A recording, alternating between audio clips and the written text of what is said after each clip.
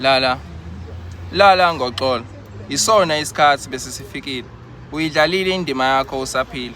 Noma kubuhlungu nje, sengizothi mama kusabele bani. Phela kumina uyikho konke. Kepha baye bethi phola inhliziyo esambethe ubuhlungu bayizolo. Ningathuke uma ningibona ngekhala. Kumina kuyaphuza ukujwayeleka kushiwa umzali.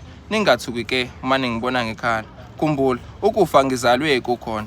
Ngikhule kukhona. Kepha kufika njengesivakashi kumina. Mina ke ukufa kungivakashela njalo uma sengiyolala.